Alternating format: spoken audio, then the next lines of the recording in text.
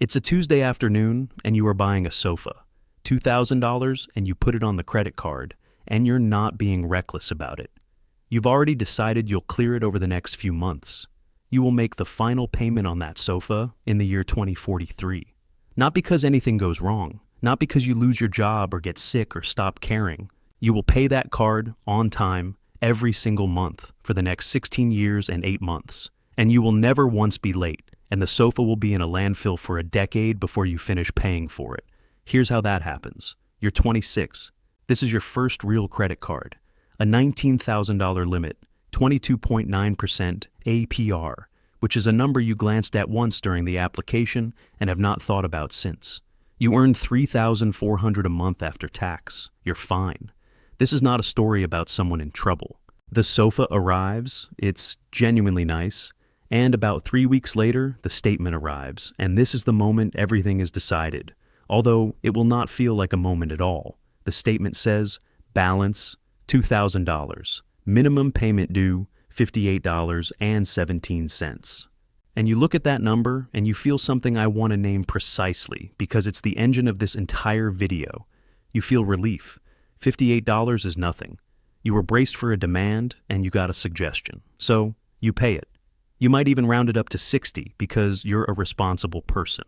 Now, let's open that $58 up because almost nobody ever has. 22.9% a year works out to just over 1.9% a month. On $2,000, that's $38.17 of interest, charged before you do anything at all. And the minimum payment on most cards is calculated as all of that month's interest, plus about 1% of what you owe.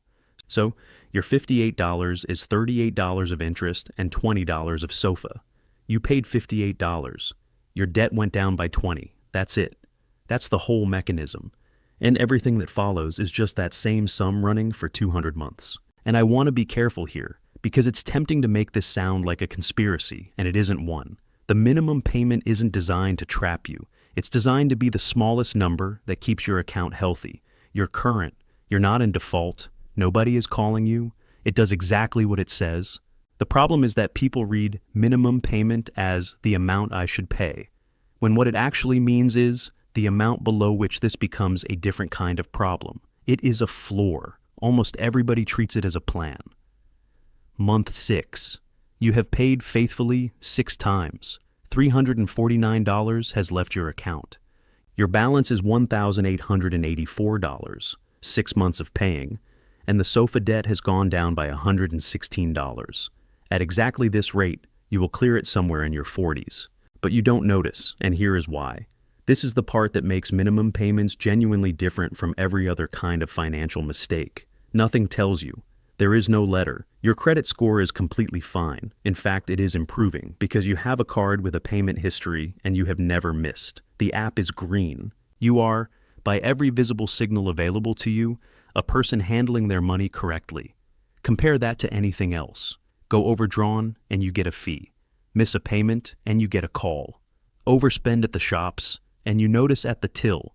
This is the only one where doing the wrong thing produces exactly the same signals as doing the right thing. That's why it lasts 16 years. Not because it's complicated, because nothing ever interrupts it. Year 2. And year 2 is where it stops being about a sofa. You book flights, $420 on the same card, because the card is right there and you're paying it down anyway. And 2 things happen, one obvious and one not. The obvious one, your balance goes back up to about $2,200. 22 months of payments erased in a single afternoon. The one nobody tells you is about how payments get applied. Anything you pay above the minimum is generally required to go to your highest interest balance first, which is genuinely protective.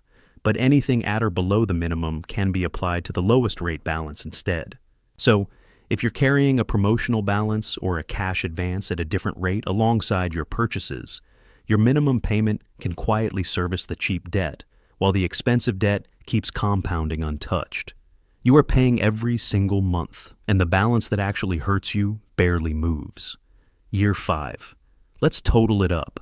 You have made 60 payments. You have paid, in total, $2,940, more than the sofa cost. Your balance is $1,580. Sit with that, because it is the strangest sentence in this whole video. You have paid more than the price of the thing, and you still owe 79% of it. Year 3. And there's a cost here that almost nobody counts because it doesn't appear on the card at all. You apply for a car loan, nothing extravagant, a sensible used car, and you have a clean payment record, a decent salary, and no missed payments anywhere in your history. And the rate you're offered is noticeably worse than the one your colleague got on a similar salary a few months earlier. The reason is sitting on your credit report, and it's called utilization. It's the percentage of your available credit that you're currently using, and it's one of the largest single inputs into your score after payment history. Carrying a balance month after month keeps that percentage elevated, permanently, and unlike a missed payment, it never generates a warning, a letter, or a phone call. You are being quietly marked down for a thing you don't know you're doing. So, the sofa doesn't just cost you interest on the card. It costs you a slightly worse rate on the car, which is another few $100s, on a loan that has nothing to do with the sofa and never mentions it. Year 7, and this is the moment it becomes visible, and it is almost an accident.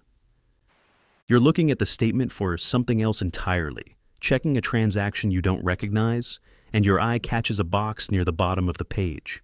It has been on every statement you have ever received. It is there because the law requires it to be, and it says, in small gray type, that if you make only the minimum payment each month, you will pay off this balance in 16 years and 8 months, and it will cost you $4,680. 16 years and 8 months. $4,680 for a $2,000 sofa. $2,680 of interest, more than the sofa itself, for the privilege of paying slowly for something that will be broken and thrown out long before the debt is. And the box was always there, on every statement, for 7 years. You had simply never read the bottom of the page because nothing had ever gone wrong. And before we get to the fix, it's worth pausing on the version of this that didn't happen, because it's smaller than you'd think. If you had waited 3 months and paid cash, the sofa would have cost $2,000. If you had put it on the card and cleared it in full that first month, it would have cost $2,000 and you'd have earned whatever cash back the card offers, and the entire card would have been free. If you had put it on the card and paid it off over 6 months at $340 a month, it would have cost about $2,130. The gap between the best version and the worst version of this decision is $2,550, and every one of those versions involves the same sofa, the same salary, and the same person never missing a payment. The difference is entirely in a number you chose once, in month 1, without realizing you were choosing anything. So here is the fix, and it is much simpler than you were expecting. The first rule does almost all of the work, and most people have never heard it. Pay the first minimum forever. Here is what that means. Your minimum payment is not a fixed number. It is a percentage, so it shrinks as your balance shrinks. $58 this month, $57 next month, $56 the month after. And that declining payment is precisely what stretches $2,000 across 16 years, because the amount going to the actual debt gets smaller at exactly the moment you are finally starting to make progress. So you freeze it. You take the minimum from month 1, $58, and you pay that same $58 every single month, whatever the statement asks for. That's the entire intervention. You are not paying more than you were paying at the start. You are simply refusing to pay less. 16 years and 8 months becomes about 4 years and 2 months. $2,680 of interest becomes roughly $900. You just saved $1,700 and 12 years of your life by not letting a number go down. Second rule, the card has to stop being a place you spend. This one is obvious, and it is also the one people skip, and the flights in year 2 are exactly why. You cannot pay down a balance you are still adding to, and you will never see it happening because a balance moving up looks identical to a balance not moving down. If you have any real intention of clearing this, the card comes out of your wallet until it is at 0, not cut up, just not carried.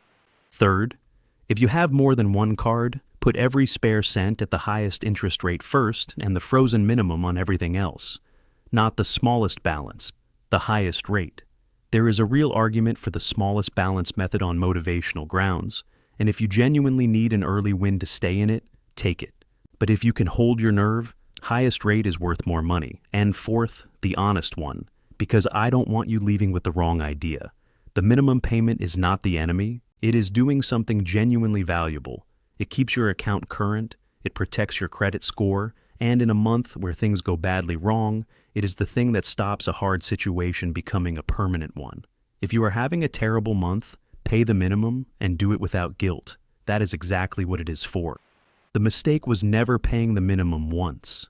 The mistake is paying the minimum by default, month after month, for years. Because it is the number the statement puts in bold, and nothing in the entire system will ever tell you it is not a plan. So, it's a Tuesday afternoon and you are buying a sofa. $2,000 and you'll clear it over the next few months. And you are not being reckless.